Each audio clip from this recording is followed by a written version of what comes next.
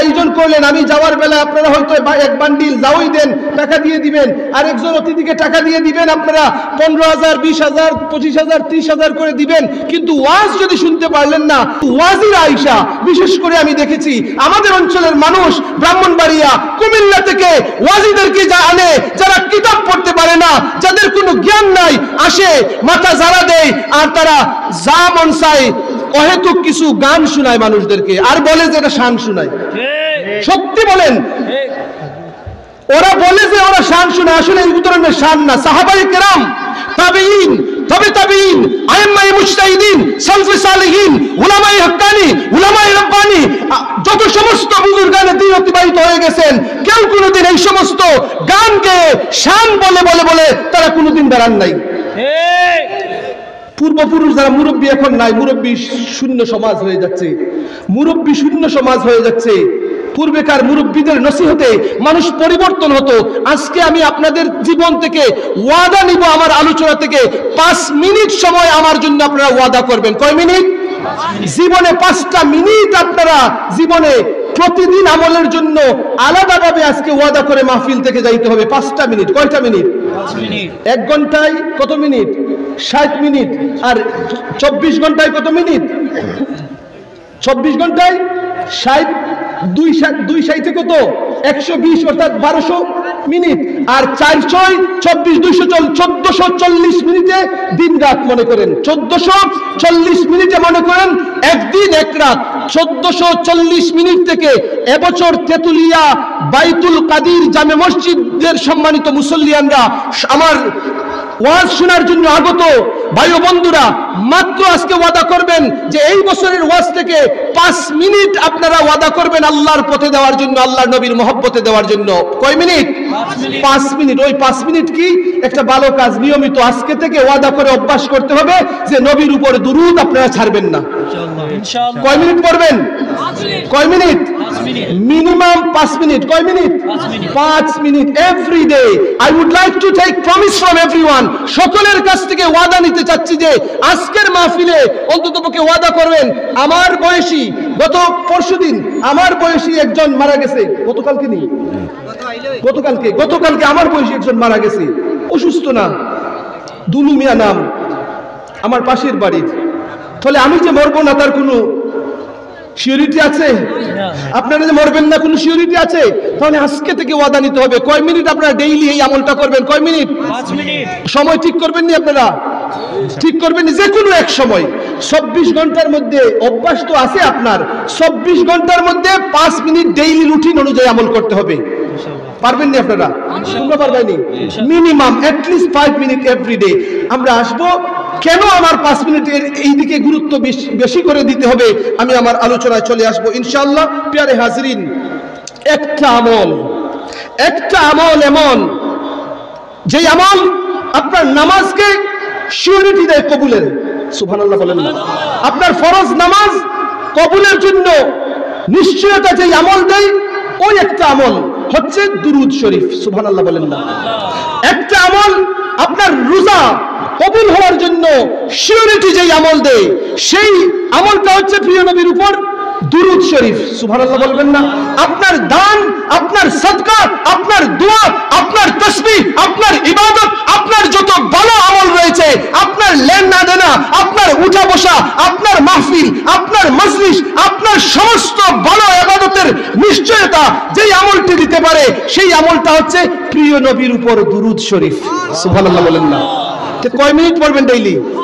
সর্বনিম্ন 5 মিনিট, সর্বোচ্চ যা পারেন, সর্বোচ্চ যা পারেন, আর সর্বনিম্ন 5 মিনিট। ওয়াদা করছেন নি আপনারা?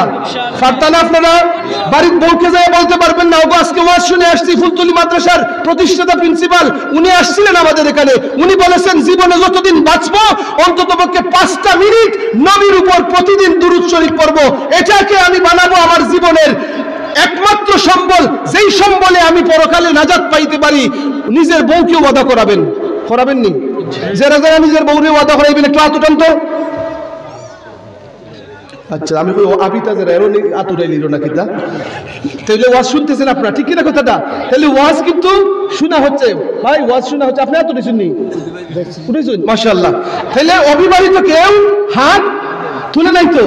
Thank you, thanks to everyone, সবাইকে ধন্যবাদ। আমার বাচ্চারাও কিন্তু তারা মনোযোগী। আমরা দুরূদ শরীফ কয় মিনিট পড়বো? 5 মিনিট। মাকে যাইয়া ওয়াদা করাতে হবে, আম্মা গো, হুজুর বলছেন যে 5 মিনিট প্রতিদিন নবীর উপর দুরূদ শরীফ পড়বো। পারবানি তোমরা বাচ্চারা? তুমি আম্মারে বলতে হয়, পারবানি তোমরা যে প্রত্যেক দিন আম্মা 5 মিনিট দুরূদ শরীফ পড়তে হইবে।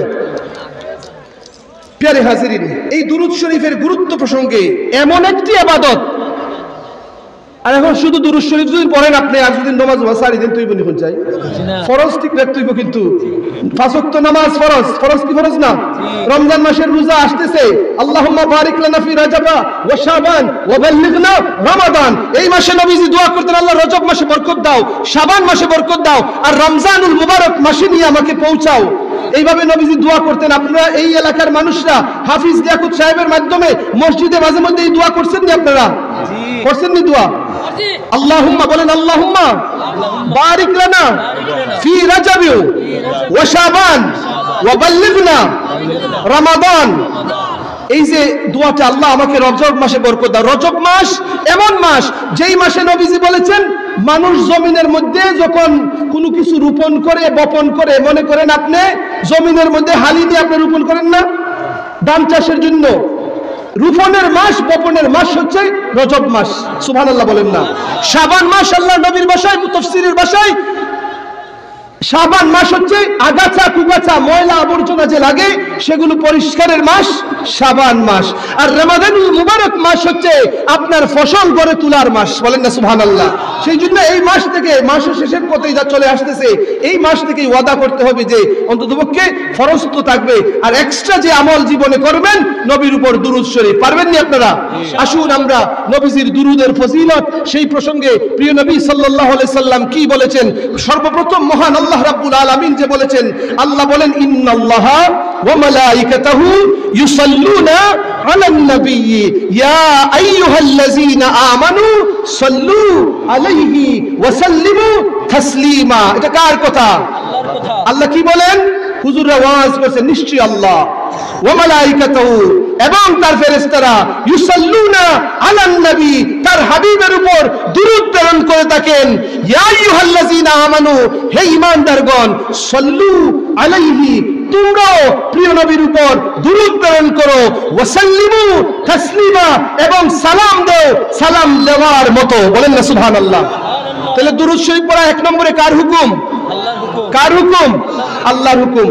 প্যারে হাজির, এখন যেটা পড়বো, আমি যেটা করব, তার গুরুত্ব কি, তার ফজিলত কি, তা কখন করব, সে ব্যাপারে বিস্তারিত প্রিয় নবী সাল্লাল্লাহু আলাইহি সাল্লাম এভাবে বলে দিয়েছেন। হাজিরিন, আমরার মহব্বত যেদিকে লাগাবো আমরা তার কথা বেশি স্মরণ করব। কথা বলেন ঠিক কিনা? নবীর মহব্বত আমরা দাবি করব, আর যদি অন্ততপক্ষে নবীর উপর দুরূদ শরীফ যদি অন্তত ডেইলি অন্তত 5টা মিনিটও যদি না পড়েন, তাইলে এটা মহব্বতের দাবি ঠিক না, এটা আসলে মহব্বতের দাবি না। মহব্বতের মানুষ আমাদের অবস্থা হয়ে গেছে এমন, কিছুদিন আগে দেখলাম আমাদের মুসলমানদের আলিম উলামাদের মধ্যে এমন অবস্থা হয়ে গেছে, কেউ জামাত ইসলাম করে, কেউ তাবলীগ জামাত করে, মনে করেন অন্য কোনো আকীদার মানুষ, তবে সে মুসলমান, তবে সে মুসলমান। অন্য কোনো মানুষের কাছে আমাদের গণনার কোনো মানুষ যদি যায়, হুজুররা বড় বড় ফতোয়া দিয়ে দেয় যে এরা তওবা করতে হবে। আফসোস লাগে এই ধরনের কথাবার্তা শুনলে। আমার বড় হুজুররা হয়তো এই ধরনের বলেন, হয়তো তাদের একগুঁয়েমি স্বভাবের কারণে হয়তো তারা এমন কথাবার্তা বলতেছেন, অথচ আল্লাহ রাসূল সাল্লাল্লাহু আলাইহি ওয়াসাল্লামের জীবনী হচ্ছে, শিক্ষা হচ্ছে, প্রিয় নবী সাল্লাল্লাহু আলাইহি ওয়াসাল্লাম ইহুদিদের ঘরেও যাইতেন। বলেন না সুবহানাল্লাহ? ঘরে যান না ইহুদিদের ঘরে? নবীজি ইহুদিদের ঘরে যাইতেন। আর মুসলমানদের ঘরে গেলে আমাদের দলেরই আলিম উলামারা নিজেদের সন্তানদেরকে মাঝে মধ্যে ফতোয়া দিয়ে দেয় যে এরা তওবা করতে হবে। বলেন না নাউযুবিল্লাহ? মাঝে মধ্যে এই হিন্দু যদি আপনার বাড়ির পাশে থাকে, তার বাড়িতে আপনি যাইবেন, মাঝে মাঝে পারলে খবর নিবেন তোমরা ভালো আছো কিনা, কারণ সংখ্যাগরিষ্ঠ তারা, সংখ্যায় কম। কথা বলেন ঠিক কিনা? পাড়ায় পাড়ায় অনেক সময় নির্যাতিত যদি হয়, তাহলে আপনার প্রতিবেশী যদি হিন্দু হয়, তার উপর যদি আপনি সামান্যতম যদি কষ্ট দেন, তাহলে আল্লাহর কাছে কিন্তু আপনি ভালো মানুষ না। আপনার হিন্দু প্রতিবেশীর কাছেও যদি আপনি মন্দ হিসেবে থাকেন, তাইলে কিন্তু আপনি ভালো মানুষ না। মানুষ হিসেবে মানুষের প্রতি যে দায়িত্ব রয়েছে, অন্ততপক্ষে সে যদি বিধর্মীয় হয়, খ্রিস্টানও হয়, হিন্দুও যদি হয়, নাফরমানও যদি হয়, অন্ততপক্ষে তার প্রতি মানুষ হিসেবে আপনি তার প্রতি জুলুম করতে পারবেন না, অবিচার করতে পারবেন না। সে যদি ক্ষুধার্ত থাকে, আপনার দায়িত্ব হয়ে যায় মুসলমানদের জন্য অন্ততপক্ষে তাকে কিছু খাওয়ানো যায় কিনা সেই ব্যবস্থা করা। আল্লাহু আকবার বলবেন না? এটা হচ্ছে ইসলাম। The Islam is the religion which always acquires peace. সব সময় শান্তির কথা বলে। ইসলামের মধ্যে কোনো অশান্তি নাই। আর অশান্তি দেখি আমরা মুসলমান নাম দিয়ে আমরা একজনের লোক আরেকজনের ঝগড়া শেষ হয় না। ঠিক না কথাটা? ঝগড়া শেষ হয়নি, ঝগড়া শেষ হয় না। টাকা যত বেশি হয় মানুষের, ঝগড়া অনেক সময় দেখা যায় তত বেশি বেড়ে যায়। প্যারে হাজিরিন, আল্লাহর নবীর এই ছোট্ট নবীর প্রতি কেন ভালোবাসবো আমি? নবীর প্রতি ভালোবাসা, মুমিন হয়ে তো ভালোবাসা রাখলে তো নবী বলেন আমি সব সময় তোমার পাশে আছি। বলেন না সুবহানাল্লাহ। আন-নাবিয়্যু আওলা বিল মুমিনিনা মিন আনফুসিহিম। মুমিনের জানের চাইতে আরো কাছে সব সময় নবী থাকেন। বলেন না সুবহানাল্লাহ। তাহলে ইহুদিদের প্রতিও যদি নবীজির মহব্বত হয়, আমাদের প্রতি না জানি কত মহব্বত। এক ইহুদির ছোট্ট যুবক ছেলের কথা বলে আমি আমার এই নবীজির হাদিস মুবারকগুলোর দিকে চলে আসবো ইনশাআল্লাহ। আমার ইচ্ছে অন্ততপক্ষে 20-25টা হাদিস হলেও নবীজি কি বলেছেন সে ব্যাপারে আপনাদের সামনে আলোচনা রাখার চেষ্টা করব। এক ইহুদি ছেলে নবীজি মদিনা শরীফে যখন গেলেন, নবীজির চেহারা মুবারক না জানি কত সুন্দর ছিল। সুন্দর ছিল না নবীজির চেহারা মুবারক? দেখতে মন চায় আপনার নবীর চেহারা মুবারক? নবীর চেহারা মুবারক যদি একবার যদি নসিব হয়ে যায়, নবীর দিদার যদি একবার হয়ে যায়, খোদার কসম জাহান্নাম আপনার জন্য হারাম হয়ে যাবে। কথা বলেন ঠিক কিনা? তাহলে সেই নবীর দিদারের জন্য তো দেওয়ানা থাকেন। নবীর জন্য দিদার যদি পাইতে হয়, দুরূদ শরীফ কি আপনার সম্বল বানিয়ে নেন, নবীর দিদার আপনার নসিব হয়ে যাবে। প্যারে হাজিরিন, নবীজিকে দেখলো একটা ইহুদি ছেলে। ও ইহুদি ছেলে নবীজির পাশে যাচ্ছে, দেখা করছে। মাঝে মধ্যে নবীজি যখন ওযু করতেন, ওই ইহুদি ছেলে যাইয়া সে নবীজির ওযুর পানি ঢেলে দিত। বলেন না সুবহানাল্লাহ। মাঝে মধ্যে আমার নবীজি জুতা মুবারক যখন খুলতেন, ওই ইহুদি ছেলে যাইয়া নবীর জুতা মুবারকের খেয়াল নিত আর জুতা মুবারক আইনা নবীর পায়ে পরানোর জন্য ব্যবস্থা করে দিত। বলেন না সুবহানাল্লাহ। নবীজি মুস্কি মুস্কি হাসতেন, নবীজি ওই যুবক ছেলেটাকে দেখতেন। কিন্তু ইহুদিদের অভ্যাস ছিল, ইহুদিরা নবীজি জানতো যে মুহাম্মদ সাল্লাল্লাহু আলাইহি সাল্লাম মুমিনের গর্ভে মক্কা নগরীতে খানায়ে কাবার পাশে সেখানে জন্মগ্রহণ করবেন। তাওরাতের মধ্যে এসব কিছু লেখা ছিল। কোরআনের মধ্যে আল্লাহ রাব্বুল আলামিন বলেন, তাওরাতের আলিম যারা ছিল, তাওরাতের সকল আলিমরা জানতো মুহাম্মদ সাল্লাল্লাহু আলাইহি ওয়াসাল্লাম কোথায় আসবেন, কিভাবে আসবেন, কখন আসবেন, তার মুজিজাগুলো কি হবে, অলৌকিক ঘটনা কি ঘটবে, সবকিছু তাওরাতের মধ্যে আল্লাহ বলে দিয়েছিলেন। তাওরাতের যারা পণ্ডিত এবং আলিম যারা ছিল, তারা নবীজিকে এমন ভাবে চিনত যেভাবে বাচ্চাকে চিনতে, নিজের ছেলেকে চিনতে বাবার যেভাবে অসুবিধা হয় না, আমার আল্লাহ রাব্বুল আলামিন বলেন ওই সমস্ত ইহুদিদের আমার নবীর পরিচয় পাইতো তেমন অসুবিধা হইতো না। তারা জানতো নবীকে, চিনতো নবীকে, কিন্তু তাদের মধ্যে এমন এক বাপ শয়তান ধোঁকা দিল যে কেন আমরা মুহাম্মদকে মানবো। বলেন না নাউজুবিল্লাহ। সেজন্য তারা নবীজিকে চিনেও না চিনার বাহানা করলো। কিন্তু ওই ইহুদির ছেলে, ওই ইহুদি ছিল বড় ধরনের এক শক্তিশালী একজন ইহুদি, প্রভাবশালী ইহুদি, টাকা পয়সার অভাব ছিল না। যুবক ছেলে সে নবীর প্রেমে পড়ে গেল, নবীর দিদারের জন্য দেওয়ানা হয়ে গেল। আল্লাহর নবী যখন কোথাও যাইতেন, প্রিয় নবী যখন কোথাও যাইতেন, সেখান থেকে ফিরে না আসা পর্যন্ত তার যেন খাবারও বন্ধ হয়ে যাইত। বলেন না সুবহানাল্লাহ। নবীজি কোনো ভ্রমণে গেছেন, কোনো যুদ্ধে গেছেন, ওই ইহুদি ছেলেটি নবীজিকে দেখার জন্য দিওয়ানা থাকতো। নবী কোথায় গেলেন, আব্দুল্লাহর সন্তান মুহাম্মদুর রাসূলুল্লাহ, যিনি সকল মদিনার মানুষদের জন্য কান্ডারি হয়ে এসেছেন, সকলের হিংসা বিদ্বেষ দূর করে দিয়ে প্রতিবেশীর মধ্যে মহব্বত পয়দা করে দিয়েছেন, এক দলের সাথে আরেক দলের মহব্বত পয়দা করে দিয়েছেন। যার চেহারা দেখতেই মন চায়, যার চেহারা দেখলে ক্ষুধা নিবারিত হয়ে যায়, যার চেহারা মোবারক দেখলে মনের মধ্যে শান্তি লাগতে থাকে। এই নবী কোথায় গেলেন, কোথায় গেলেন, সেজন্য নবীর জন্য সবচেয়ে বেশি দেওয়ানা। বলেন না সুবহানাল্লাহ। যাকে দেখলে ক্ষুধা নিবারণ হয়ে যাইত, কোনো মানুষকে দেখলে ক্ষুধা নিবারণ হয়নি বলেন তো?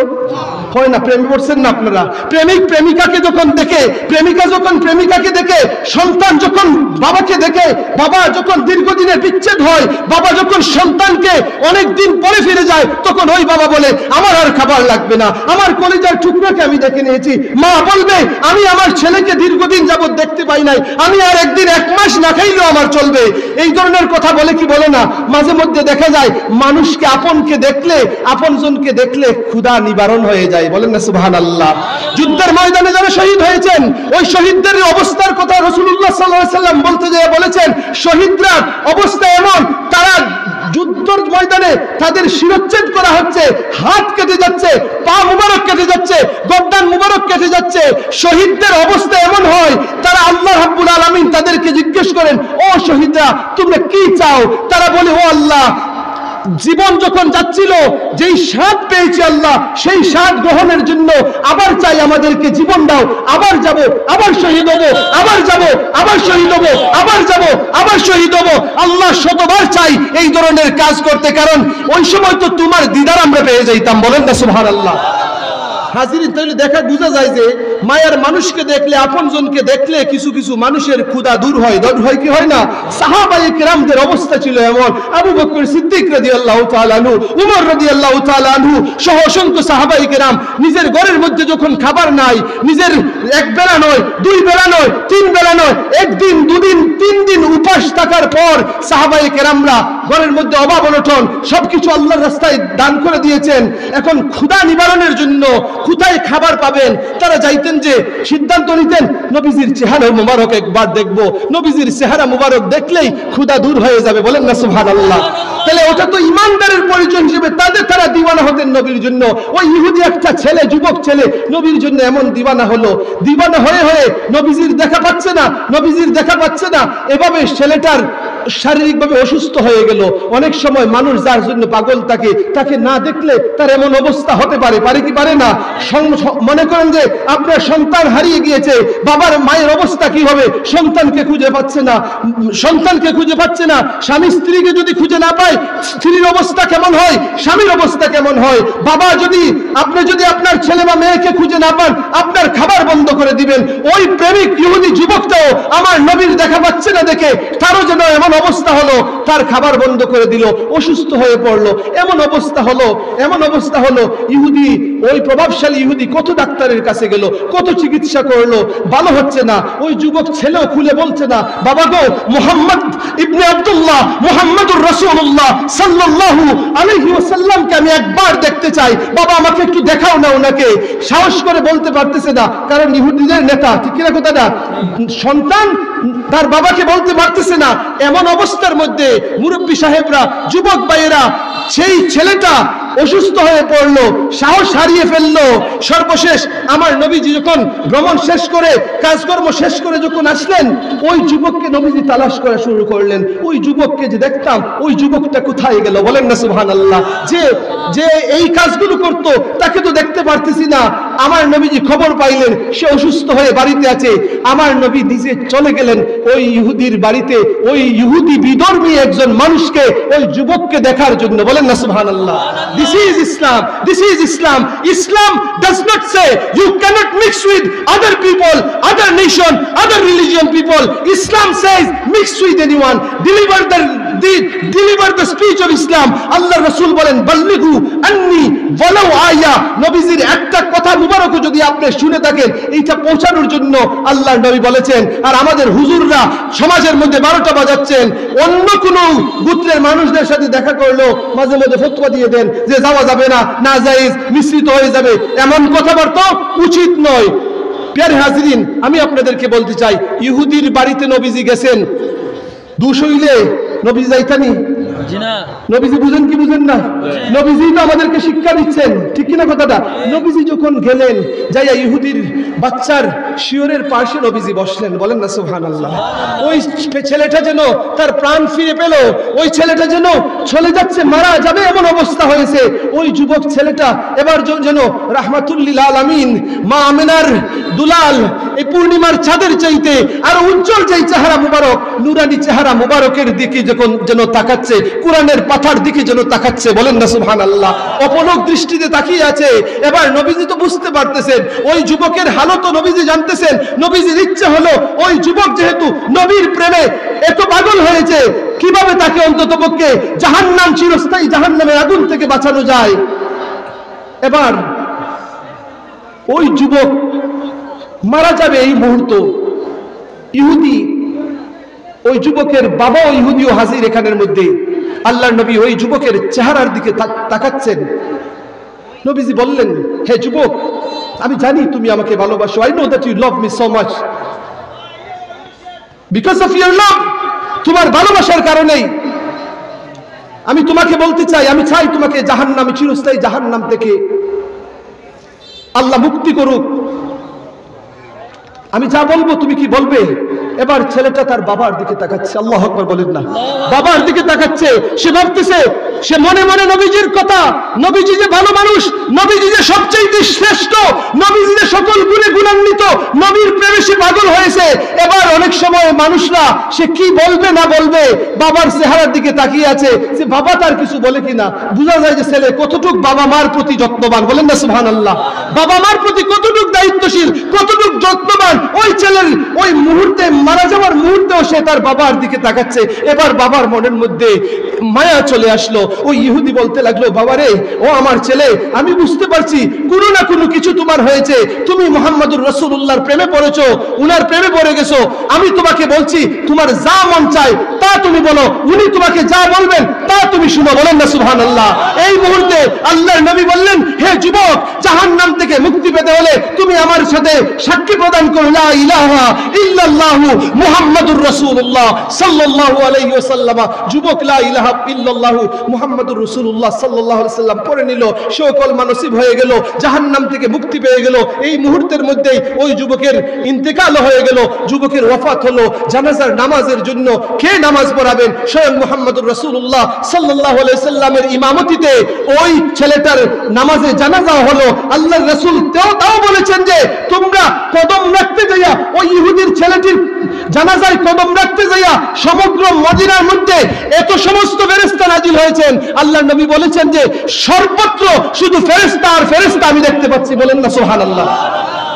প্রিয় হাজিরিন, সেই নবীর চেহারা মুবারক দেখার যদি ইচ্ছে থাকে, সাহায্য যদি থাকে, ইমাম গাজ্জালী আলাইহির রাহমাতুল্লাহ আলাইহি, ইমাম গাজ্জালী রাহমাতুল্লাহ আলাইহি একজন মানুষের কথা বলছেন। ওই মানুষ নবীজিকে স্বপ্নে দেখলো। ওই মানুষ মুকাশিফাতুল কুলুবের মধ্যে ইমাম গাজ্জালী নবীজিকে স্বপ্নে দেখলো, কিন্তু নবীজি তার দিকে তাকাচ্ছেন না। আচ্ছা, আপনি যদি স্বপ্নে দেখেন, কোন মানুষকে যদি দেখেন আপনার দিকে কেউ তাকাইতেছে না, তাহলে স্বপ্নের ব্যাখ্যাটা কি বুঝবেন? হুজুরের কাছে যাবেন, হুজুর আমি কি স্বপ্নে দেখলাম আমাকে বলেন না। নিজে নিজে একটু ভাবার চেষ্টা করবেন। আপনাকে পিস দিয়ে একজন আছে, তাহলে বোঝা যায় যে আপনার প্রতি সে সন্তুষ্ট। কথা বলেন, এটা একটু আপনি নিজে নিজে বুঝে নেওয়ার চেষ্টা করবেন। কাকে দেখলেন? হয়তো সুন্দর মানুষ দেখছেন, বা একজন মানুষকে দেখলেন আপনি স্বপ্নে, কিন্তু আপনি তাকে ভালো করে দেখতে পারতেছেন না, সে আপনার দিকে মুখ দিয়ে তাকাচ্ছে না। তাইলে স্বপ্নের ব্যাখ্যা যদি বুঝতে চান, স্বাভাবিকত ব্যাখ্যা হচ্ছে, আকলের ব্যাখ্যা হচ্ছে যে সে মনে হয় আপনার প্রতি সন্তুষ্ট নয়। ওই বৃদ্ধ মানুষটা নবীজিকে স্বপ্নে দেখার পর সে বলল, আপনি মুহাম্মদুর রাসূলুল্লাহ সাল্লাল্লাহু আলাইহি ওয়াসাল্লাম। স্বপ্নের মধ্যে তাকে বলা হচ্ছে যে সে নবীজি এসেছেন। সে বলল যে আপনি মুহাম্মদুর রাসূলুল্লাহ সাল্লাল্লাহু আলাইহি ওয়াসাল্লাম, আনতা আলাইয়া গাদবান ইয়া রাসূলুল্লাহ সাল্লাল্লাহু আলাইহি ওয়াসাল্লাম। হে আল্লাহর রাসূল সাল্লাল্লাহু আলাইহি ওয়াসাল্লাম, আপনি কি আমার উপর রাগ করেছেন নাকি? সুবহানাল্লাহ। তাহলে বুঝতে পারলেন যে রাগ এই ধরনের কোনো কিছু আছে। আল্লাহ নবী বলেন, না না, আমি তোমার উপর রাগ করি নাই। তো উনি বললেন, তাহলে লিমা লা তানজুরু ইলাইয়া ইয়া রাসূলুল্লাহ, ফালিমা লা তানজুরু ইলাইয়া, তাহলে why are you not looking at me? তাহলে আপনি আমার দিকে তাকাচ্ছেন না কেন? স্বপ্নের মধ্যে এই ঘটনা কোথায় ঘটছে? স্বপ্নে ঘটছে। আপনি আমার দিকে তাকাচ্ছেন না কেন? আল্লাহ নবী বলেন, লা আরিফুকা, ইন্নী লা আরিফুকা, I don't know you, I don't know you, আমি তোমাকে চিনি না। নবীজি কি তার উম্মতকে চিনেন না? চিনেন না উম্মত রে। But why is Prophet sallallahu alaihi wasallam saying I don't know you? কেন নবীজি বলছেন আমি তোমাকে চিনি না? তেতুলিয়া পাড়ার মুরব্বী সাহেবরা, যুবকেরা একটু ভাবার চেষ্টা করুন, কেন নবীজি এমন কথা বলছেন? নবীজি কি তার উম্মতকে চিনেন না? আদম আলাইহিস সালাম কি তার সন্তানদেরকে চিনেন না? আপনাকে আদম আলাইহিস সালাম চিনেননি? বাপ কেমন বাবা, যেই বাবা সন্তানকে চিনবেন না? বলেন না সুবহানাল্লাহ। আদম আলাইহিস সালাম সমগ্র মানব জাতির বাবা, সমগ্র মানব জাতির বাবা। বাবা হিসেবে আপনাকে চিনেন। কার নাম? জমির উদ্দিন, তাও আদম আলাইহিস সালাম চিনেন। বলেন না সুবহানাল্লাহ। আল্লাহ সকলের নাম, সবকিছুর নাম আদম আলাইহিস সালামকে শিখিয়ে দিয়েছেন। বলেন না সুবহানাল্লাহ। এই তেতুলিয়া পাড়ার এলাকার মুরব্বী সাহেব সহ, যুবক সহ এই মুসলমান জাতি সকলের নাম আদম আলাইহিস সালাম চিনেন। বলেন না সুবহানাল্লাহ। বিধর্মীদের নাম পর্যন্ত আদম আলাইহিস সালাম চিনেন। বলেন না সুবহানাল্লাহ। কেন চিনেন? কারণ তিনি সকলের বাবা। ঠিক কিনা কথাটা? বাবা হিসেবে এখন নামগুলো শিখাইছেন কে? আল্লাহ। কে শিখাইছেন? কোথায় শিখাইছেন? জান্নাতে। কোথায় শিখাইছেন? জান্নাতে। সকল রূহের একটা একটা করে দেখাইয়া ওয়া আল্লামা আদামাল আসমা কুল্লাহা। আল্লাহ আমাদের সকলের নাম শিখাইয়া দিবেন। আমার নামও জানেন, আমার বাবার নামও চিনেন, আমার দাদার নামও চিনেন, আমার পরদাদার নামও চিনেন। আপনার বাবার নাম আদম আলাইহিস সালাম জানেন, আপনার মার নাম আদম আলাইহিস সালাম জানেন, সকলের নাম জানেন। বলেন না সুবহানাল্লাহ। তাহলে আদম আলাইহিস সালাম সকলের বাবার নাম জানেন, সকলের পরিচয় জানেন, সন্তানদের নাম জানেন। মুহাম্মদুর রাসূলুল্লাহ সাল্লাল্লাহু আলাইহি সাল্লাম আবুল আরওয়াহ, সকল রূহের বাবা। বলেন না সুবহানাল্লাহ। তাহলে প্রিয় নবীকে চিনেন না উম্মতকে? আমার দাবি হচ্ছে যে নবীজি চিনেন, but how do we know that he knows or not? নবীজি চিনেন কি চিনেন না কিভাবে বুঝবো? তার পরিচয় হচ্ছে নবীজির ভাষায় ওই স্বপ্নের ব্যাখ্যা যেটা আসছে, ওই ঘটনা যেটা ইমাম গাজ্জালি রাহমাতুল্লাহ আলাইহি বলেছেন। ওই বৃদ্ধ মানুষটা বলল, ইয়া রাসূলুল্লাহ আনা রাজুলুম মিন উম্মতিকা, আমি তো আপনার উম্মতেরই একজন। উলামায়ে কেরাম বলেছেন যে আপনি আপনার উম্মতদেরকে এমন ভাবে চিনেন যেভাবে সন্তানদেরকে বাবা চিনতে অসুবিধা হয় না, আপনার উম্মতদেরকে চিনেন। আমি তো আপনারই উম্মত।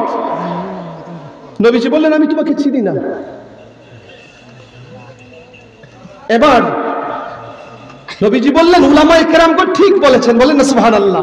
উলামায়ে কেরামগণ ঠিক বলেছেন, উম্মতকে আমি ঠিকই চিনি, কিন্তু উম্মত আর নবীর সাথে সম্পর্ক স্থাপনের একটা জরিয়া আছে, মাধ্যম আছে। বলেন না সুবহানাল্লাহ। If you want to know how you can be connected with me, আমার সাথে সম্পর্ক তুমি উম্মত হিসেবে কিভাবে স্থাপিত হবে, তাহলে শুনে রাখো উম্মত, তাহলে তুমি শুনে রাখো, তুমি আমার উপর বেশি করে দুরূদ শরীফ পড়ো। বলেন না সুবহানাল্লাহ। ইমাম গাজ্জালি বলেন, ঘুম ভাঙলো ওই মানুষটা, ফাউজাবা আলা নাফসিহি আইয়ুসাল্লি কুল্লা ইয়াউমিন মিয়াতা মাররা, 100 বার নবীর উপর দুরূদ শরীফ পড়ার জন্য ওই মানুষটা স্বপ্ন থেকে জাগার পর ওয়াদা করলো জীবনে প্রতিনিয়ত প্রতিদিন 100 বার নবীর উপর দুরূদ শরীফ পড়বে। বলেন না সুবহানাল্লাহ। কতবার? 100 বার। আমরা যেভাবে পড়ি দুরূদ শরীফ এইভাবে না, কারণ এইভাবে বললে সময় বেশি লাগে। আল্লাহুম্মা সাল্লি আলা সাইয়্যিদিনা মাওলানা মুহাম্মদ ওয়া আলা আলি সাইয়্যিদিনা মাওলানা মুহাম্মদ। সময় কিছু লাগছে না? 1 মিনিটের মতো লাগে যায় না? ওলি জি, একটুটুকু লাগে যায়। তাহলে সহজভাবে শুধু আল্লাহুম্মা সাল্লি আলা মুহাম্মদ ওয়া আলা আলি মুহাম্মদ, আল্লাহুম্মা সাল্লি আলা মুহাম্মদ ওয়া আলা আলি মুহাম্মদ, আল্লাহুম্মা, বলেন না আল্লাহুম্মা সাল্লি আলা মুহাম্মদ। এইটা বাচ্চা চলিয়া মাঝে মধ্যে যখন মিলাদ শরীফে পড়বা, সকলের একসাথে সুন্দর হয়ে পড়া যায়, এই জন্য আলাদা, এটা আলাদা বিষয়। কিন্তু আপনি যখন বেশি বেশি দুরূদ শরীফ পড়বেন তখন এমনি পড়বেন, আল্লাহুম্মা সাল্লি আলা মুহাম্মদ ওয়া আলা আলি মুহাম্মদ, আল্লাহুম্মা সাল্লি আলা মুহাম্মদ ওয়া আলা আলি মুহাম্মদ, আল্লাহুম্মা সাল্লি আলা মুহাম্মদ ওয়া আলা আলি মুহাম্মদ। আর নাইলে আপনি যখন আল্লাহুম্মা সাল্লি আলা মুহাম্মদ ওয়া আলা আলি মুহাম্মদ কামা সাল্লাইতা আলা ইব্রাহিম ওয়া আলা আলি ইব্রাহিম ইন্নাকা হামিদুম মাজিদ, এটাও পড়তে পারেন। আল্লাহুম্মা সাল্লি আলা মুহাম্মাদিন নাবিয়্যিল উম্মি ওয়া আলিহি ওয়া সাহবিহি ওয়া বারিক ওয়া সাল্লিম, এইভাবে পড়তে পারেন। সহজ এটা হইব, আল্লাহুম্মা সাল্লি আলা মুহাম্মদ, বলেন না আল্লাহুম্মা সাল্লি আলা মুহাম্মদ ওয়া আলা আলি মুহাম্মদ, আল্লাহুম্মা সাল্লি আলা মুহাম্মদ ওয়া আলা আলি মুহাম্মদ, আল্লাহুম্মা সাল্লি আলা মুহাম্মদ ওয়া আলা আলি মুহাম্মদ, আল্লাহুম্মা সাল্লি আলা মুহাম্মদ ওয়া আলা আলি মুহাম্মদ, আল্লাহুম্মা সাল্লি আলা মুহাম্মদ ওয়া আলা আলি মুহাম্মদ। এইভাবে পড়ার পর আপনি কি করবেন? যা মন চায় তাই আল্লাহর কাছে চাইবেন। আমার নবী বলেন তোমার দোয়া কবুল হয়ে যাবে। বলেন না সুবহানাল্লাহ। প্রিয় হাজিরিন, এবার কি হলো, ওই যুবকের জানাজাও নবী শেষ, এইদিকে যে মানুষটা নবীজিকে দেখলো ফাউজাবা আলা নাফসিহি আইয়ুসাল্লি কুল্লা ইয়াউমিন মিয়াতা মাররা, প্রতিদিন 100 বার নবীর উপর দুরূদ পড়বে। ইমাম গাজ্জালী উনি বর্ণনা করেন ওই মানুষটা আরো কিছুদিন পর আবার স্বপ্নে দেখলো আমার নবী তার দিকে তাকাচ্ছেন আর মুস্কি মুস্কি হাসি দিতেছেন। বলেন না সুবহানাল্লাহ। নবীজির অবস্থা এমন ছিল, নবীজি সব সময় মুস্কি হাসি দিতেন। বলেন না সুবহানাল্লাহ। নবীজিকে যারাই দেখেছে সকলেই বলেছে কোনদিন নবীজিকে আমরা মুস্কি হাসি ছাড়া দেখি নাই। বলেন না সুবহানাল্লাহ। ইন্তেকাল যখন হয়, নবীজির ইন্তেকাল যখন হয়, মা আয়েশা সিদ্দিকা রাদিয়াল্লাহু তাআলা আনহার উরু মুবারকে মাথা মুবারক রেখে নবী বিশ্রাম নিচ্ছেন। সুবহানাল্লাহ বলেন। সুবহানাল্লাহ। এই অবস্থার মধ্যে বিশ্রাম নিচ্ছেন, মাঝে মধ্যে নবীজির মাথা মুবারক মা আয়েশা সিদ্দিকা বুকের সাথে লাগাচ্ছেন। বেশ কিছুদিন যাবত অসুস্থ নবীজি। একটু পর্দা, আপনারা যারা মক্কা শরীফ গেছেন, মদিনা শরীফ যারা গেছেন, নবীজির হুজরা শরীফ আর মসজিদে নববীর রিয়াজুল জান্নাত যেটা বলা হয় একসাথে লাগানো, অর্থাৎ একটু নবীজির যেখানে শায়িত আছেন নবীজি, যেখানে নবীজিকে দাফন করা হয়েছে, এখানে নবীজি ইন্তেকাল হয়েছেন, এখানেই নবীকে দাফন করা হয়েছে। নবীদেরকে কোথায় দাফন করা হয়? যেখানে ইন্তেকাল হন সেখানেই দাফন করা হয়, তো সেখানে নবীজিকে দাফন করা হয়েছে। ইন্তেকালের পূর্বে নবীজি এভাবে পর্দাটা সরালেন একটু, সাহাবায়ে কেরামগণদের দিকে যখন তাকালেন তখনও ইন্তেকালের পূর্ব মুহূর্তে তাদের দিকে মুস্কি মুস্কি হাসি দিচ্ছিলেন। বলেন না সুবহানাল্লাহ। শুধু তাই নয়,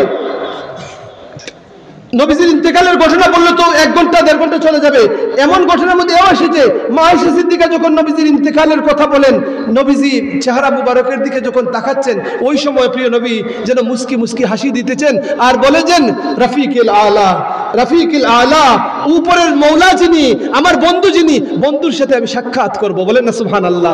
আজরাইল আলাইহিস সালাম এসে জান কবজ করবেন, এই সময় তিনি বলেন ইয়া রাসূলুল্লাহ, ইয়া হাবিবাল্লাহ, আপনি যদি অনুমতি দেন তাইলেই জান নিব, নাইলে নিব না। বলেন না সুবহানাল্লাহ।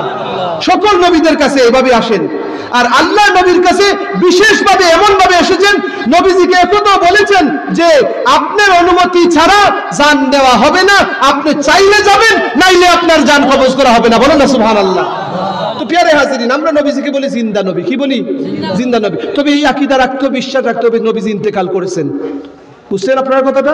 কেউ যদি বলে যে নবীজি ইন্তেকাল করেন নাই, মৃত্যুর স্বাদ গ্রহণ করেন নাই, তাইলে সে ঈমানদার থাকবে না। বিশ্বাস রাখতে হবে যে নবীজিও ইন্তেকাল করেছেন। তবে ইন্তেকাল করার পর আবার নবীদের রূহ কোথায় রাখা হবে? আল্লাহ রাব্বুল আলামিন নির্দেশ অনুযায়ী নবীদের সকল নবীদের রূহ মুবারক তাদের বডির মধ্যে আবার কবরের মধ্যে দিয়ে দিবেন। বলেন না সুবহানাল্লাহ। কবরের মধ্যে তাকিয়ে নবীজি কি করেন দেখেন। আমরা দুরূদ শরীফ যেই নবীর উপর পড়ব, এই নবীজি হাদিস আমাদেরকে শোনাচ্ছেন।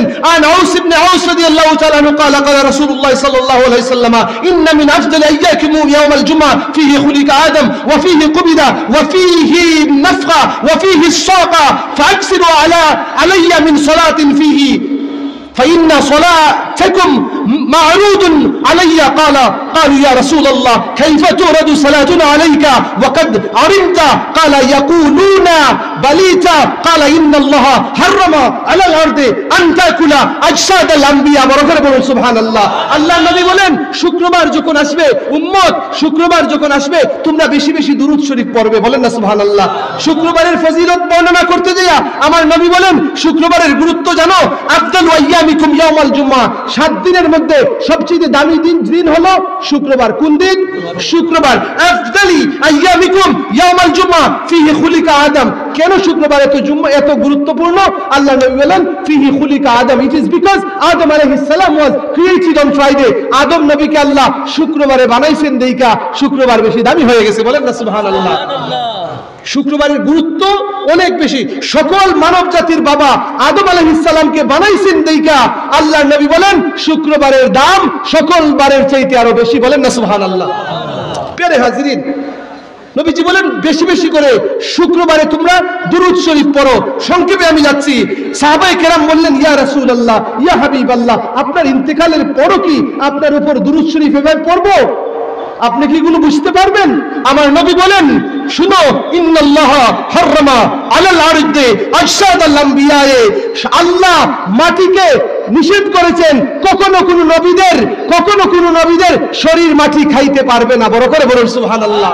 পানিন্দা এলাকায় আপনাদের গ্রামের অনেক কবরস্থান আছে না, সম্মিলিত কবরস্থান আছে, খবর খনন করলে অনেকের লাশ আমরা পাই না, কথা বলেন ঠিক কিনা? কিন্তু নবীর প্রেমে সুলাইমান জুজুলি রহমতুল্লাহ আলাইহি, যিনি পুরো একটা কিতাব লিখেছেন দালাইলুল খায়রাত, সুলাইমান জুজুলি একবার উনার কিছু মুরিদদেরকে নিয়ে, অনেক মুরিদ নিয়ে এক জায়গায় গেলেন, ওযু করার জন্য পানি খুঁজতেছেন, পানি পাচ্ছেন না, খুঁজতে একটা ছোট্ট ঘর পেলেন। ছোট্ট ঘর থেকে একটা মেয়ে বের হয়ে আসলো।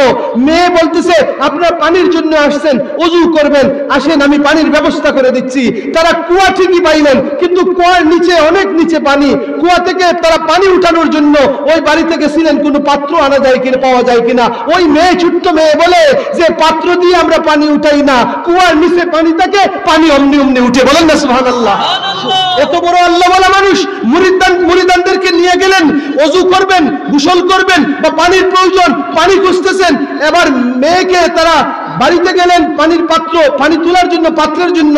মেয়ে কি বলতেছে যে তারা পানি তুলে, কিন্তু কোনো পাত্র বা বালতি দিয়ে তুলে না, বদনা দিয়ে তুলে না, কেমনে পানি উঠায়? এই মেয়েকে নিয়ে সুলাইমান জুজুলি তিনি চলে গেলেন কুয়ার পাশে যাইয়া ওই মেয়ে কি যেন পড়লো আর যেন থুথু নিক্ষেপ করলো, কুয়ার মধ্যে থুথু ফেললো। বলেন না সুবহানাল্লাহ।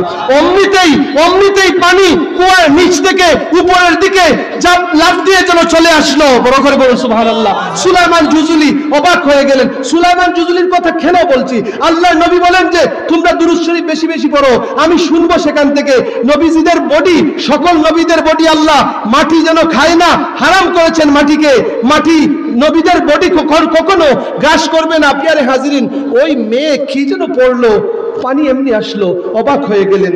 পানি ব্যবহার করলেন, ওযু করলেন, যার প্রয়োজন ছিল গোসলের তারা গোসলও করলেন। কুয়ার পানি ব্যবহার করার পর এবার সুলাইমান জুজুলি এবার চিন্তায় পড়ে গেলেন, ব্যাপারটা কি? আমাদের পানি আনতে হলে এই করতে হয়, এই মেয়ে কি পড়লো? চলে আসলেন তার ঘরের মধ্যে, মেয়েকে ডাক দিলেন, আদর করলেন, ছোট্ট মেয়েকে বললেন, মাগো তুমি কি করলা, কি পড়লা? বেশি কিছু পড়ি নাই, আপনি তো বুজুর্গ মানুষ, আপনি তো আল্লাহ বলা মানুষ, আপনি জানেন না আমরা যখন পানি উঠাই, আমার মা এভাবে শিক্ষা দিচ্ছে আমাদেরকে। আমাদের পানির প্রয়োজন যখন হইতো, আমার মা বলতো নবীর উপর দুরূদ শরীফ নিয়মিত পড়ো, কোনো অভাব আসবে না, যা চাইবা, যা খুঁজবা তাই পাইবা। আমার মা শিক্ষা দিয়েছিলেন। এখন পানি আনতে যাইয়া আমরা এখানে একটু থুতু দিলেই, ফু দিলেই পানি এমনিতেই চলে আসে। নবীর উপর দুরূদ পড়ি আর এমনি পানি চলে আসে। বলেন না সুবহানাল্লাহ। ওই দিন থেকে সুলাইমান জুজুলি এমন একজন দুরূদের পাগল হলেন, প্রেমিক হলেন। তিনি নবীর উপর দুরূদ শরীফ কোথা থেকে কিভাবে পাওয়া যায়, এই ধরনের সকল দুরূদ শরীফ কে কিভাবে পড়েছে সব কিছু সংগ্রহ করে দালাইলুল খায়রাত নামক একখানা কিতাব লিখেছেন। সমস্ত বুজুর্গানে দ্বীনগণ, সুফিয়ায়ে কেরামগণ, আউলিয়ায়ে কেরামগণ, দরবেশগণ, কুতুবগণ, ওলি আব্দালগণ, তারা উনার লেখা এই কিতাবটা পড়ে, দুরূদ শরীফের ফজিলতের কিতাবটা তারা পড়ে, আর তারা দিন দিন কামিয়াবি হচ্ছে, সফলতার শীর্ষে তারা পৌঁছে যাচ্ছে। সুলাইমান জুজুলির যখন ইন্তেকাল হলো, সুস নামক এলাকায়, বরকর সুস নামক এলাকায় সুলাইমান জুজুলি ইন্তেকাল করেছিলেন। উনাকে বিষ পান করে, শত্রুরা বিষ প্রয়োগ করে, বিষ পান করিয়ে উনাকে শাহাদত বরণ করতে হয়েছিল। সুলাইমান জুজুলি যখন কবরস্থ রাখা হলো, কবরে রাখার পর ওই শাসক ছিল খারাপ প্রকৃতির শাসক। সর্বশেষ যখন মরক্কোর মধ্যে যখন বাদশার চেঞ্জ যখন আসলো, মারাকিশ বাদশা যখন সুলাইমান জুজুলি আউলিয়া কেরামদের পক্ষের বাদশা যখন আসলেন, প্রায় ৭৭ থেকে ৭৭ বছর পর সুলাইমান জুজুলির প্রাণকেন্দ্র অর্থাৎ মরক্কোর মারাকেশ নামক স্থান, যেটা প্রাণকেন্দ্র, যেটা ক্যাপিটাল সিটি, যেটা সেই সিটির পাশে, ওইখান থেকে উনার খবর খনন করে, কবরটা ছিল আটলান্টিক মহাসাগর সংলগ্ন একটা পাহাড়ের অঞ্চলেই, কিন্তু সেখান থেকে তিনি ভাবলেন যে ওই মানুষটার কবরটা খনন করে ওই মানুষটার লাশটা এখানে নিয়ে আসবেন, কারণ উনার দালাইলুল খায়রাত এত প্রসিদ্ধি লাভ করেছে। বাদশাহ চাইলেন কবরটা খনন করে হাড্ডি পান আর যাই পান সেগুলো নিয়ে শহর অঞ্চলের মধ্যে নিয়ে আসবেন স্মৃতি হিসেবে রাখার জন্য। খনন করা হলো সুলাইমান জুজুলির কবর। কবর খনন করার পর অসংখ্য অগণিত মানুষ কিতাব লিখেছেন সুলাইমান জুজুলির এই ঘটনার ব্যাপারে। ইন্টারনেটে যদি আপনি চাপ দেন এই ঘটনা আপনি খুঁজে পেয়ে যাবেন। প্যারে হাজির, সুলাইমান জুজুলির লাশ যখন তোলা হলো, ঠাক দেওয়া হচ্ছে বডির মধ্যে, ৭৭ থেকে ৭৭ বছর পর যেভাবে মানুষ জীবন্ত অবস্থায় প্রথম দিনের মৃত্যু যায়, বডির যে অবস্থা হয় 70 বছর পরও একই অবস্থা। কেউ যেন এভাবে হাত লাগাচ্ছে যেন রক্ত চলাচল করছে। বড় করে বলুন সুবহানাল্লাহ। আল্লাহু আকবার, নারে রিসালাত, ইয়া রাসূলুল্লাহ, প্রিয় হাজিরিন, নবীর দুরূদ শরীফের এত বেশি ফজিলত, নবীর দুরূদ শরীফকে জীবনের সম্বল বানাইতে হবে। নবীজি কি এখন মদিনা শরীফে দায়িকা দুরূদ শরীফ শুনেন? শুনেন কি শুনেন না? নবী শুনেন, এই আকীদা রাখবেন। শুনেন কি শুনেন না? আমরা নবীজির কথা থেকে শুনবো। নবীজি কি বলেছেন দুরূদ শরীফের ফজিলত সম্পর্কে? নবীজি কি বলেছেন? ক্বালা রাসূলুল্লাহ সাল্লাল্লাহু আলাইহি ওয়াসাল্লাম আকসিরুস সালাতা আলাইয়া ইয়াউমাল জুমআহ ফাইন্নাহু মাশহুদুন তাশহাদুহুল মালায়েকা। এই দুরূদ শরীফ তোমরা যেভাবেই পড়ো না কেন, এই দুরূদ শরীফ আমার কাছে আনা হয়। বড় করে বলুন সুবহানাল্লাহ। এটা দেখা হয়, আমার কাছে আনা হয়। বলেন না সুবহানাল্লাহ। এখন আনা হয় কিভাবে আনা হয়? একজন বাদশা একটা খবর জানেন অলরেডি, ওই খবরটা যদিও পৌঁছানো হয়, ওই খবরটা ফেরেশতাদের মাধ্যমে যদিও পৌঁছানো হয়, সেটা হচ্ছে নবীর শান ও আজমতের জন্য, যে আপনার অমুক উম্মত অমুক জায়গা থেকে প্রতিদিন 5 মিনিট করে দুরূদ শরীফ পড়ে আপনার কাছে শোনানো হচ্ছে ওই উম্মত দুরূদ শরীফ পড়েছে, তেতুলিয়া পাড়ার অমুক উম্মত দুরূদ শরীফ পড়েছে, অমুক নারী দুরূদ শরীফ পড়েছে। নবীজি বলেন, আল্লাহ আমার এই উম্মতকে তুমি মাফ করো, আল্লাহ আমার এই উম্মতকে তুমি মাফ করো, আল্লাহ আমার উম্মতের এই অভাব, আল্লাহ তুমি তার অভাব দূর করে দাও, আল্লাহ আমার উম্মত এই কাজ করতে চেয়েছে, আল্লাহ তুমি তার আশা পূরণ করে দাও। বড় করে বলুন সুবহানাল্লাহ। প্রতিদিন এই দুরূদ শরীফটা নবীজির কাছে পৌঁছানো হয়, নবীজির কাছে নিয়ে যাওয়া হয়। প্রিয় হাজিরিন, এরপরে আরেকটা হাদিস দেখেন দুরূদ শরীফের ফজিলত সম্বন্ধে। দাখালা রাজুলুন ফাসাল্লা আন ফাদালা ইবনে উবাইদিন ক্বালা বাইনামা রাসূলুল্লাহ সাল্লাল্লাহু আলাইহি ওয়াসাল্লাম কায়িদুন ইযা দাখালা রাজুলুন ফাসাল্লা ফাকালা আল্লাহুম্মা ইগফিরলি ওয়ারহামনি ফাকালা রাসূলুল্লাহ সাল্লাল্লাহু আলাইহি ওয়াসাল্লাম আজিলতা আইয়ুহাল মুসাল্লি ইযা সাল্লাইতা ফাকআদতা فاحمد الله بما هو أهله وصل علي ثم ادعوه قال ثم صلى رجل آخر بعد ذلك فحمد الله وصلى على النبي صلى الله عليه وسلم فقال له النبي أيها المصلي ادعو تجب। হাজিরিন, আল্লাহর নবী বলেন যে এক ব্যক্তি দাখালা রাজুলুন ফাসাল্লা, এক ব্যক্তি মসজিদে নববীতে গেল, নামাজ আদায় করলো। নামাজ আদায় করার পর সে বলল আল্লাহুম্মা গফিরলি ওয়ারহামনি। কি বলল? আল্লাহুম্মা গফিরলি ওয়ারহামনি। নামাজ আদায় করলো, দোয়া করলো আল্লাহুম্মা গফিরলি ওয়ারহামনি। আমার নবীজি বললেন আজিলতা আইয়ুহাল মুসাল্লি, হে নামাজি খুব তাড়াহুড়া করছো। আজিলতা আইয়ুহাল মুসাল্লি, খুব তাড়াহুড়া করছো। আবার পড়ো। আবার নামাজ পড়লো। আমার নবী বললেন এখন কি করবা? আগে আলহামদুলিল্লাহ বলো। কি বলবা? আগে আলহামদুলিল্লাহ বলো, আল্লাহর কিছু তারিফ প্রশংসা করো, গুণকীর্তন করো। তারপরে কি করব? আমার নবী বলেন ওয়াসাল্লা আলান নবী, এরপর নবীর উপর দুরূদ পড়ো। বলেন না সুবহানাল্লাহ। নবীজির শিক্ষা, এই হাদিস কেউ নিষেধ করতে পারবে না, না করতে পারবে না। হাজিরিন, হাদিসের সনদ সম্পূর্ণ সহিহ সনদ। আমি আলোচনায় আর যাব না, সনদ নিয়ে আলোচনা করলে এই ইউটিউব হচ্ছে কেউ মনে করতে পারে দুর্বল হাদিস। না, যতগুলো হাদিস বলবো প্রত্যেকটা সহিহুল ইসনাদ। একটা হাদিসেরও বর্ণনাকারীর দিক দিয়া কোনো দিক দিয়া দুর্বলতার কোনো আশঙ্কা নাই। প্রিয় হাজিরিন, আল্লাহর নবী বলেন যে তুমি আল্লাহর প্রশংসা আগে করো, তারপর আমি নবীর উপর দুরূদ পড়ো। দুরূদ পড়ার পর তুমি কি করবা? দোয়া করো। যেই দোয়া করবা সেই দোয়া কবুল হয়ে যাবে। বলেন না সুবহানাল্লাহ। তাহলে জীবনে দোয়া করতে সময় কি করেন আপনারা? আজকে থেকে অভ্যাস করবেন, আল্লাহর কাছে যখন দোয়া করবেন চাইবেন, প্রথম বলবেন আলহামদুলিল্লাহি রাব্বিল আলামিন। কি বলবেন? অন্ততপক্ষে আর কিছু পারেন আর না পারেন কি বলবেন? আলহামদুলিল্লাহি রাব্বিল আলামিন, আল্লাহুম্মা সাল্লি আলা মুহাম্মদ ওয়া আলা আলি মুহাম্মদ। এরপর কি বলবেন? আল্লাহ আমার এই অভাব, আল্লাহ আমার এই সমস্যা, আল্লাহ আমি তোমার ইবাদত করেছি, আল্লাহ তোমার প্রশংসা করেছি, আল্লাহ আমি নামাজ আদায় করেছি, তোমার হাবিবের উপর দুরূদ শরীফ পড়েছি, আল্লাহ আমার এই আশা পূর্ণ করো, আমার এই সমস্যা। আপনি আপনার জন্য দোয়া করবেন, সেটা বেশি আল্লাহ শুনবেন। বলেন না সুবহানাল্লাহ। আর শুধু হুজুরদেরকে দিয়া যদি আপনি বেশি বেশি দোয়া পড়ান, এটা যে শুনবা তার কোনো নিশ্চয়তা নাই। আপনি যখন আপনার নিজের জন্য বেশি ডাকবেন, আল্লাহ বলবেন বান্দারে তুই আমার জন্য এতদিন পর আমাকে চিনতে পারছিস, ও বান্দা তুই আমার যেহেতু এতদিন পর ডাকলি, ও বান্দা আমি তোর ডাকে সাড়া দিলাম। বলেন না সুবহানাল্লাহ। হুজুরদেরকে যে দোয়া পড়াইতে না এমন না, কিন্তু নিজে কোনদিন পড়বেন? কথা বলেন ঠিক কিনা? নিজের দোয়া নিজে করবেন। ফরজ নামাজ আদায় করতে হবে। প্রিয় হাজিরিন, দুরূদ নামাজ পড়ে আল্লাহর কাছে চাওয়ার জন্য, দোয়ার জন্য প্রথম শর্ত আগে কি বলবো আমরা? আলহামদুলিল্লাহ। এরপরে কি বলবো? আল্লাহুম্মা সাল্লি আলা মুহাম্মদ ওয়া আলা আলি মুহাম্মদ। অন্তত এতটুকু। এরপরে যা মন চায় আপনি রব্বানা তাকাব্বাল মিন্না রব্বানা আতিনা ফিদ দুনিয়া, অথবা যদি প্রথমত দুরূদ শরীফ না পড়তে পারেন অন্তত শেষে হলেও সাল্লাল্লাহু আলাইহি ওয়াসাল্লাম অথবা আল্লাহুম্মা সাল্লি আলা মুহাম্মদ ওয়া আলা আলি মুহাম্মদ এই কথাটা বলবেন। মনে থাকবে আপনাদের? মনে থাকবেন আপনার? এগুলা ওয়াজ না, অন্য কোনো আওয়াজ দিচ্ছি? ওয়াজ হইতো না এগুলা, এগুলো থেকে আমাদের শিক্ষা। প্রিয় হাজিগুলো আমি বলছি না, স্বয়ং মুহাম্মদুর রাসূলুল্লাহ সাল্লাল্লাহু আলাইহি সাল্লাম বলেছেন আমরা হচ্ছে আলেম হচ্ছে ওয়ারাসাতুল আম্বিয়া, নবী যা বলেছেন সেগুলো উপস্থাপন করার জন্য। আর আমরা তবলা বেহালা তানপুরা দিয়ে যে এই গানগুলা গাই, ওই গানগুলা গেয়ে গিয়ে বলে যে শান গাই। বলেন না নাউজুবিল্লাহ? একজন মৌলানা নয়, দুইজন মৌলানা নয়, ওই ব্রাহ্মণবাড়িয়া এলাকায় দেখা যায় বাউল সম্রাটের অভাব নাই। সব বক্তা বাউল সম্রাট।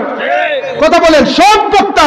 আপনি 25-30 হাজার টাকা দিয়ে তারে আনলেন, আইনা ওয়াজ খুদা সিল্লি দিল আর জাকি দিল আর জুড়ে জুড়ে তকবির দেওয়াইলো আর আপনার টাকাও নিয়ে গেল আর কতগুলো গানও গায়ে গেল।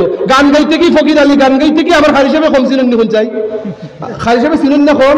ইতই লোক আলাদা একটা কারবার। এই এলাকার মধ্যে আরো হুক্কাশা আর হতশা দেখছিলাম বারান্দার মধ্যে আসলা, এরা কি কম গান গাইছে জীবনে?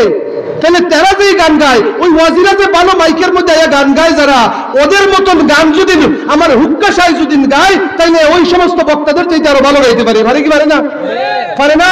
কারণ তারা এই হুক্কাশায় আর ল্যান্টন শায় তারা এই ধরনের মাইক পাইছে না। দামি দামি মাইক যেখানের মধ্যে 20,000-50,000 টাকা খরচ করে যে মাইক আনা হয়, 1 লাখ 2 লাখ টাকা খরচ করে যে মাইক আনা হয়, এই মাইক যদি আপনার গ্রামের সদর উদ্দিন যেটাই বেলা বাজে গান গায় সে যদি পাইতো, তাইলে সুরা বন্ধুর গান কম গাইতো পারতো নি? কোন চাই? পারতো নি কম গাইতো? তাহলে তার সুর অনেক সুন্দর হইতো।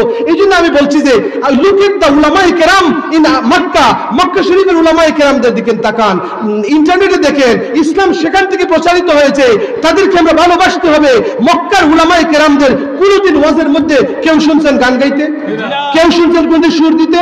লন্ডনের মধ্যে যারা দ্বীনের খেদমত করছেন, ইউরোপ আমেরিকায় যারা দ্বীনের খেদমত করছেন, মিডল ইস্টের মধ্যে যারা দ্বীনের খেদমত করছেন, সারা পৃথিবীর মধ্যে যারা দ্বীনের খেদমত করছেন, হাজার হাজার মানুষ যাদের মাধ্যমে ইসলামের আলো পাচ্ছে, ওদের ওয়াজ শুনেন আর দেখেন তো কোন ওয়াজি একটা গান গাইছে আর কোন ওয়াজি একটা গজল এইভাবে মাহফিলের মধ্যে ইয়া এনতেন করে গাইছে আর যেমন খুশি তেমন লাফালাফি করছে। এই ধরনের কোন ওয়াজ আপনি খুঁজে পাবেন না।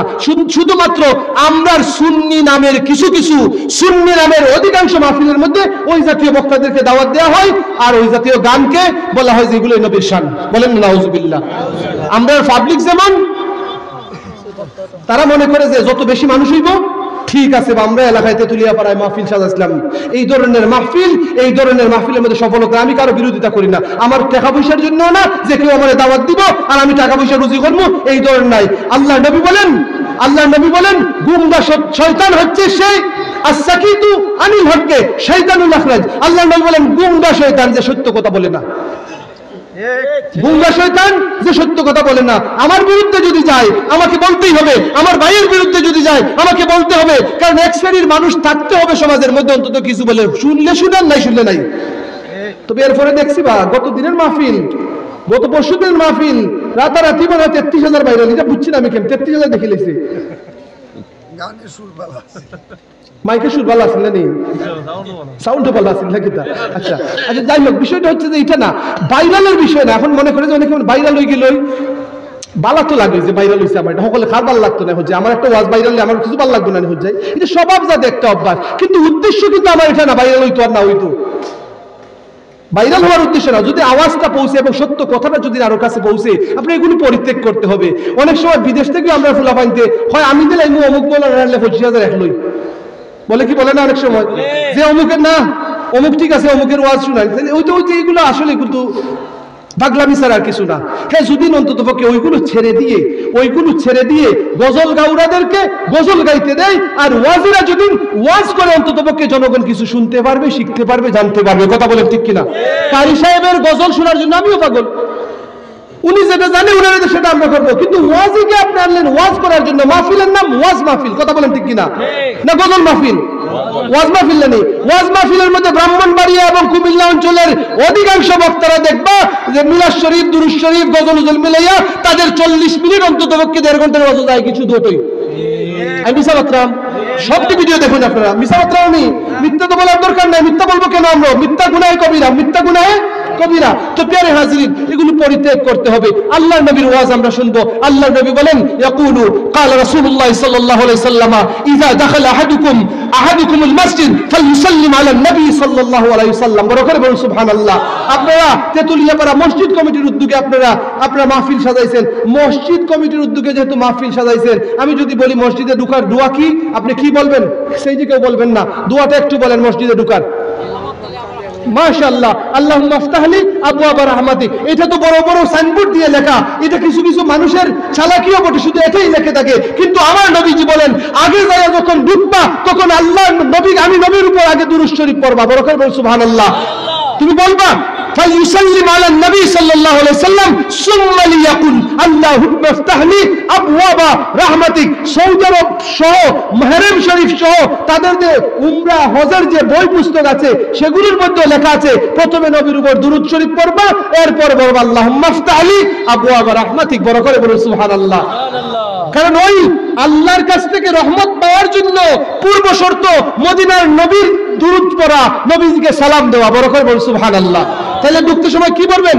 আল্লাহুম্মা সাল্লি আলা মুহাম্মদ ওয়া আলা আলি মুহাম্মদ, অথবা আল্লাহুম্মা সাল্লি ওয়া সাল্লিম, আল্লাহুম্মা সাল্লি ওয়া সাল্লিম আলা মুহাম্মদ ওয়া আলা আলিহি ওয়া আসহাবিহি ওয়া সাল্লাম, অথবা আসসালাতু আসসালামু আলাইকা ইয়া রাসূলুল্লাহ সাল্লাল্লাহু আলাইহি ওয়া সাল্লাম। এইভাবে বলে আল্লাহুম্মা আফতাহলি আবওয়াবা রাহমাতিক। কালকের পরেই তো শুক্রবার, ঠিক কি না কথাটা? শুক্রবারের মুসল্লি যারা, অন্তত এই দোয়াটা পড়তে পারবেন নি? পারবানি আপনারা? আগে দুরূদ শরীফ, নবীজির সালাম দিবা, আসসালাতু আসসালামু আলাইকা ইয়া রাসূলুল্লাহ সাল্লাল্লাহু আলাইহি ওয়াসাল্লাম। এরপরে বলবেন আল্লাহুম্মা আফতাহলি আবওয়াবা রাহমাতিক, দুরূদ শরীফ। এইভাবে আমাদেরকে পড়তে হবে। প্রিয় হাজিরিন, আল্লাহর নবীজি বলেন, আল্লাহর নবী এই হাদিসটা দেখে না, নবী হুরায়রা রাদিয়াল্লাহু তাআলা আনহু ক্বালা রাসূলুল্লাহ সাল্লাল্লাহু আলাইহি ওয়াসাল্লাম, লা তাজআলু বুয়ুতাকুম কুবুরান। আল্লাহর নবী বলেন, তোমাদের ঘরকে কবর বানায় না। তোমাদের ঘরকে কি বানায় না? কবর বানায় না। কবর কেমনে হয় আবার ঘর? আল্লাহর নবী বলেন কবর কেমনে হয় জানো? ওয়ালা তাজালু কবরি ঈদান ওয়া সাল্লু আলাইয়া ফাইন্না সালাতাকুম তাবলুগুনি হাইসু কুনতুম। তোমরা যেখানেই থাকো না কেন উম্মত, তোমার ঘর কবরস্থান হবে যদি তোমার ঘরের মধ্যে আমি নবীর উপর দুরূদ পড়া না হয়। বড় করে বলুন সুবহানাল্লাহ। প্রিয় হাজির, তাহলে ঘরকে যদি আপনি মুসিবত থেকে উদ্ধার করতে চান, ঘরের মধ্যে যদি আপনি শান্তি পেতে চান, ঘরের ঝগড়া বন্ধ হোক আপনি যদি সেটা চান, আপনার সন্তান আপনার কথা শুনে না, মায়ের কথা মেয়ে শুনে না, বাবার কথা ছেলে শুনে না, স্ত্রীর কথা স্বামীর কথা স্ত্রী শুনে না, এমন যদি ঘরের পরিস্থিতি হয়, এই ঘর হচ্ছে কবরস্থানের মতন। প্রিয় হাজির, আল্লাহর নবী বলেন যেখানের মধ্যে কোনো শান্তি নাই, সেটাই এমন অবস্থা হয়ে যায় ঘরের অবস্থা যে কোনো মানুষের চলাফেরা নাই, কেউ তাদেরকে পছন্দ করে না, এমন হয়ে যায়। আল্লাহর নবী বলেন লা তাজআলু বুয়ুতাকুম কুবুরান, তোমার ঘরকে কবরস্থান বানায়ো না। কবরস্থান কখন? যেই ঘরের মধ্যে দুরূদ শরীফ নাই, সেই ঘর কি হয়? কবরস্থানে পরিণত হয়ে যায়। তাহলে কয় মিনিট পড়বেন দুরূদ শরীফ? অন্তত 5 মিনিট। কয় মিনিট পড়বেন? 5 মিনিট। এখন কোন কবর সেটা?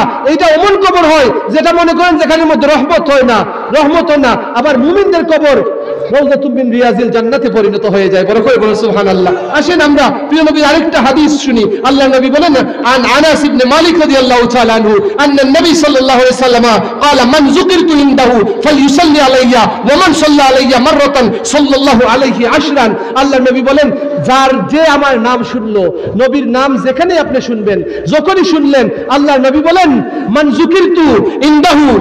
যুকিরতু ইনদাহু ফালইউসাল্লি আলাইহি, যখন নাম শুনবে তখন কি করবে? নবীর উপর দুরূদ শরীফ পড়বে। কি পড়বা? দুরূদ শরীফ কেমনে পড়বো শিখছেন নি আপনারা? আল্লাহুম্মা সাল্লি আলা মুহাম্মদ ওয়া আলা আলি মুহাম্মদ। পারবেন এটা? এইভাবে নবীর নাম শোনার সাথে সাথেই দুরূদ শরীফ পড়বেন। একবার দুরূদ পড়লে আল্লাহ আপনার উপর 10টা করে রহমত নাজিল করবেন। এক একটা রহমতের হিসাব আপনি বুঝতে পারবেন না, কত বেশি লাভবান আপনি হবেন। এক একটা রহমত কি পরিমাণ আপনি বুঝতে পারবেন না। প্রিয় হাজিরিন, আরেকটা হাদিস আন ইবনে মাসউদ রাদিয়াল্লাহু আবি মাসউদ রাদিয়াল্লাহু তাআলা আনহু আনিন নবী সাল্লাল্লাহু আলাইহি ওয়াসাল্লাম ক্বালা আকসিরু আলাইয়া সালাতান ফি ইয়াউমিল জুমআহ ফাইন্নাহু লাইসা আহাদুন ইউসাল্লি আলাইয়া ইয়াউমাল জুমআহ ইল্লা উরিদাত আলাইয়া সালাতাহু। বেশি বেশি করে অন্ততপক্ষে 5 মিনিট যদি প্রতিদিন হয়, শুক্রবারে দুরূদ শরীফের মাত্রা আর একটু বাড়ানোর জন্য আমার নবী বলেছেন। বড় করে বলুন সুবহানাল্লাহ। মজার একটা হাদিসের দিকে অল্প কিছুক্ষণের মধ্যে আসবেন। আনাবি মুমামাতা ক্বালা ক্বালা রাসূলুল্লাহ সাল্লাল্লাহু আলাইহি সাল্লাম। আমার কথা কার ভালো না লাগতে পারে, কিন্তু কেউ যখনই শুনতো এটা নবীজির কথা, কান লাগাইয়া মনে প্রাণে শুনতো নবীজির কথা। বলেন না সুবহানাল্লাহ। সুবহানাল্লাহ। আমি কার কথা বলছি? নবীজির কথা। আমাকে সেই কান দাও, গজলের মধ্যে কি বলা হয়, তোমরা গজলের মধ্যে যখন বলো সেই কান দাও যেই কান দিয়ে আমি মসজিদে নববী শরীফের আজান শুনবো। বলেন না সুবহানাল্লাহ। মসজিদে নববীর আজান শুনবেন, মুয়াজ্জিনের আজান শোনার জন্য পাগল হয়ে যায়। আর সাহাবারা সব সময় পাগল হতেন নবীজির কথা মুবারক শোনার জন্য। বড় করে বলুন সুবহানাল্লাহ। সেই জন্য আলেমদের উদাহরণ হচ্ছে নবীজি কি বলেছেন, নবীজির কথা শোনানোর জন্য। নবীজি বলেন ক্বালা রাসূলুল্লাহ সাল্লাল্লাহু আলাইহি ওয়াসাল্লাম, আল্লাহ রাসূল সাল্লাল্লাহু আলাইহি ওয়াসাল্লাম বলেন আকসিরু আলাইয়া মিনাস সালাতি ফি কুল্লি ইয়াউমিল জুমআহ, বেশি বেশি করে জুমার দিন নামাজের জন্য নবীজি অধিক তাগিদ দিয়েছেন। আল্লাহর নবী বলেছেন, আল্লাহর নবী বলেন ক্বালা রাসূলুল্লাহ সাল্লাল্লাহু আলাইহি ওয়াসাল্লাম মান যাকারানি ফালইউসাল্লি আলাইয়া ওয়া মান সাল্লা আলাইয়া ওয়াহিদাতান সাল্লাইতু আলাইহি আশারা। বারবার বেশি বেশি করে দুরূদ পড়লে লাভ যে নবীজির হয় তা নয়, লাভ কার হবে? আমাদের হবে। কাদের হবে? আমাদের হবে। মজার একটা হাদিস হচ্ছে, একজন সাহাবী বলেন ইয়া রাসূলুল্লাহ ইয়া হাবিবাল্লাহ, আমার ফরজ ওয়াজিবের পর পর আমি কি করতে পারি, আমি কতটুকু সময় দুরূদ শরীফ পড়ব? হাদিস শরীফ বুখারী মুসলিম সহ সিয়াসিত্তার হাদিস, সহিহ ইসনাদ, সনদ সহকারে সহিহ হাদিস। এই হাদিস হচ্ছে একজন সাহাবী বলেন ইয়া রাসূলুল্লাহ, আমি আপনার উপর ফরজ ওয়াজিবের পর কতটুকু সময় দুরূদ শরীফ পড়ব?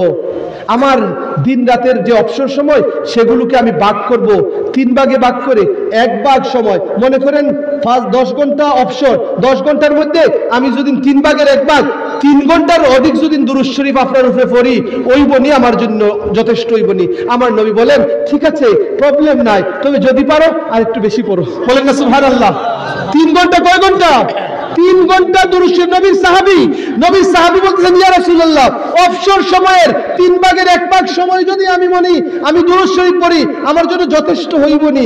আমার নবী বলেন যে যথেষ্ট হইবনি কথা না, ঠিক আছে, তবে যদি পারো আরো বেশি পড়ো। বলেন না সুবহানাল্লাহ। ওই সাহাবী বলেন ইয়া রাসূলুল্লাহ ইয়া হাবিবাল্লাহ, ইফ আই সেন্ড দুরূদ আপন ইউ নিস্ট অর্ধেক সময় যদি আপনার উপর দুরূদ শরীফ পড়ে তাহলে কি is it sufficient for me, আমার জন্য কি যথেষ্ট?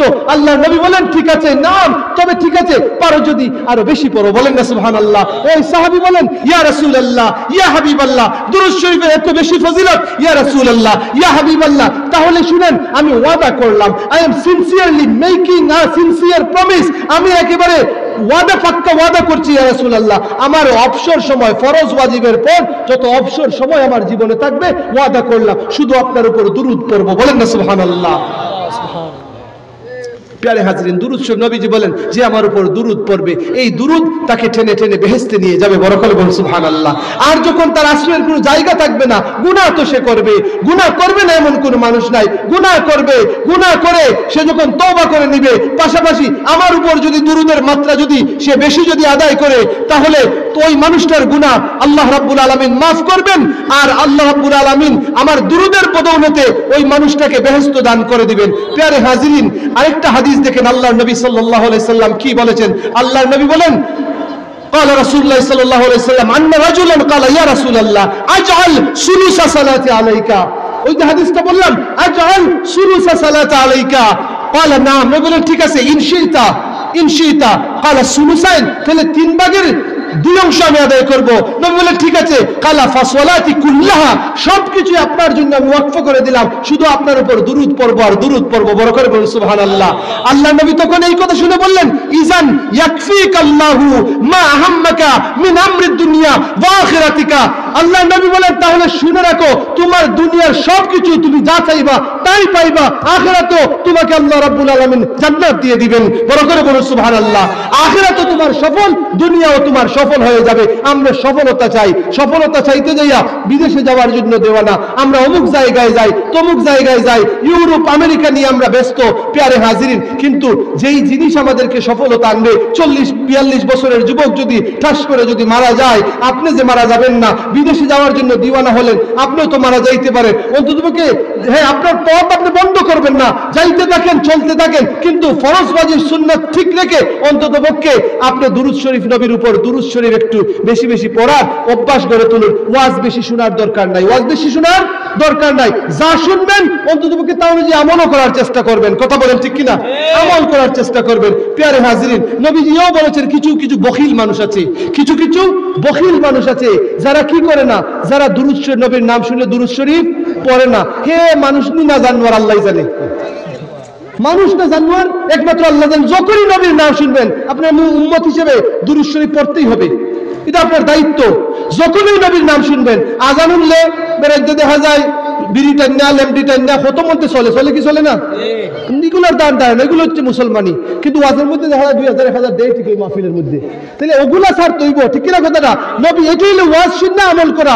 টাকা দিলেন, ভালো কাজের মধ্যে দিচ্ছেন, মাশাআল্লাহ, থ্যাংক ইউ, কাজে লাগবে ইনশাআল্লাহ আল্লাহর দয়া থাকলে। কিন্তু অন্ততপক্ষে ওয়াজ যা শুনলেন আপনি অন্ততপক্ষে কিছু অন্ততপক্ষে জীবনে আমল করার চেষ্টা করবেন। সামান্য হলেও নেক নিয়ত যখন করবেন তখন এগুলো আপনার জন্য যথেষ্ট হয়ে যাবে। মহান আল্লাহ রাব্বুল আলামিন যেন এবছরের এই তেতুলিয়া পাড়ার এই মাহফিলকে যেন আল্লাহ পাক কবুল এবং মঞ্জুর করেন, আমরা সকলে বলি আমিন। যাদের অক্লান্ত পরিশ্রমের বিনিময় মাহফিল সাজিয়েছেন, আপনাদের সকলের নেক বাসনা আল্লাহ পূরণ করুক। 5 মিনিট আমার মাহফিলে আজকে ওয়াদা করছেন, জানি না কয়জন ওয়াদা ঠিক রাখবেন। 5 মিনিট করে আবার আপনারা ওয়াদা করেন যে আপনারা অন্ততপক্ষে প্রতিদিন 5 মিনিট দুরূদ শরীফ পড়বেন, একটু ওয়াদা করেন। মনে মনে ওয়াদা তো আর দুটোই শুনে আপনারা মনে করেন, কিন্তু মনে মনে ওয়াদা করেন। আপনি হয়তো আরো বেশি করতে পারেন, কারণ আপনার আমি জানি যে কিছু মানুষ এমনি আছে দুরূদ শরীফ সব সময় পড়ে, এরাই আসল মানুষ, ভালো মানুষ। প্যারে হাজিরিন, দুরূদ শরীফ পড়লে আপনার বদ আমল থেকে এমনি আল্লাহ বাঁচাইবা। ফরজ ঠিক করে অন্ততপক্ষে দুরূদ শরীফ পড়িয়া দেখবেন আপনার ঘরের মধ্যে শান্তি আইব, রহমত আইব। প্যারে হাজির, আল্লাহ রাব্বুল আলামিন যেন আমাদের প্রত্যেককে দুরূদের প্রতি আরো যত্নবান, মহান নবীর ভালোবাসা দিয়ে যেন আমাদের কর সাজানো, জীবন সাজানোর সৌভাগ্য যেন আল্লাহ রাব্বুল আলামিন দান করেন। ওয়া আখিরু দাওয়ানা আলহামদুলিল্লাহ। সবাইকে আল্লাহ ভালো রাখুন, সুস্থ রাখুন। আমরা প্রিয় নবীকে একটু দাঁড়ায় সালাত সালাম জানাবো। ইয়া নবী সালাম আলাইকুম।